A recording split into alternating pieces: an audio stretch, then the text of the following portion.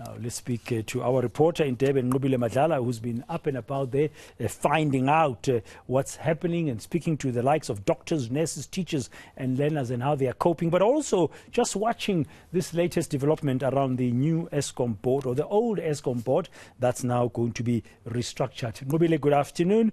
Well, we've heard the news, Pravin Gordhan saying he's going to be restructuring the Eskom Board, but we don't know yet what the new one will look like, and he's saying that there will be a new future announcement will be made in due course. But this board has been beset with problems.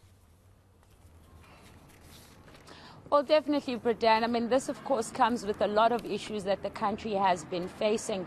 But what's interesting, Gordhan, is that we are seeing Minister reacting now, which is over a year later than what the board was supposed to be initially appointed. The question, is it because the problems are escalating, or is this the time that the government has decided to react? I mean, if you look at it, Gordhan, the people that we have spoken to have said that even though you have these 8 members that currently sit on the board, they are saying that they don't have the right set of skills to run to run Eskom at this point. And they're saying that even though these people are, I mean, they are people of great caliber, they've done very well in their field, but they're saying that they don't have the skills in the energy sector, which is something that needs to be focused on. When we were speaking to Mtolo, he was explaining to us that they feel that at this point the board itself has failed, and they feel that the CEO himself also needs to go. But we are hearing now that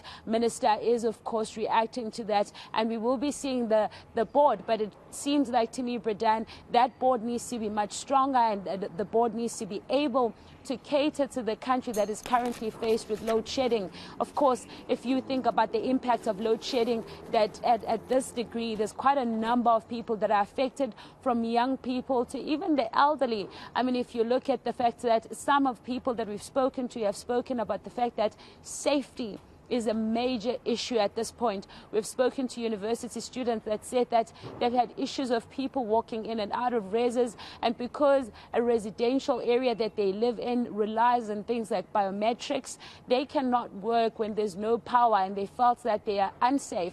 But at the same time, we've spoken to also young people who are in high schools, and they've spoken about the fact that they're preparing for exams.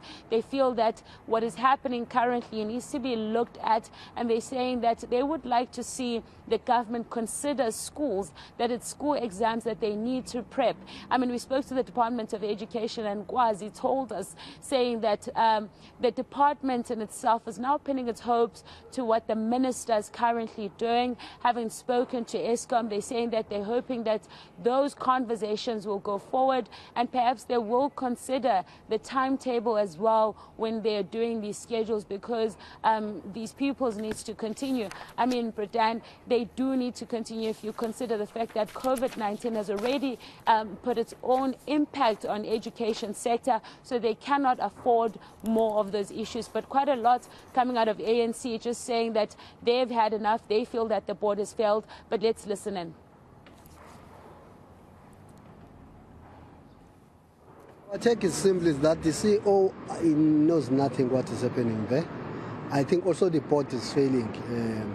It's unfortunate. I think Professor Nqobile was not supposed to accept that position of being a chair of that board. Remember, it's a man who came and transformed UKZN it's a man of integrity, it's a man of intense work. But to accept to work with those people there, it's bad for him. I think for him to resign voluntarily before his integrity, his reputation is damaged further, I think it's better for him. Because we know, in KZN now, we know his work. We know his capabilities. He's a man who can do things around. But I think Eskom was put on deep end because he was given a CEO's useless. Sooner he resigns, and then the whole board get fired, and then the CEO get fired, and then they get someone who's experienced in terms of electricity, because they put 3 major issues that if you go to the Department of Public Enterprise, for example, on their roadmap of electricity capacity the country that they did in 2019, it lists at least 3 major factors that affect Eskom for now. Firstly, it does agree that at least Eskom's got capacity of 40 gigawatts in the grid, which as a country a day we need less than that. Now, the issue is about, they talk about poor maintenance, they talk about substandard coal, they talk about less stockpile of coal. Those things can be solved by a CEO who's capable, who's got a vision, but also the board that will enter into a serious performance management contract. When Eskom blacked out our communities, there are many problems. This disrupts production, provision of basic public services, including health care. It just causes mayhem. It cannot be normalized in our country, load shedding. So therefore, we need action. And those that are in charge of Eskom, if they are unable to deliver the mandate to keep the lights on in South Africa, they must leave office.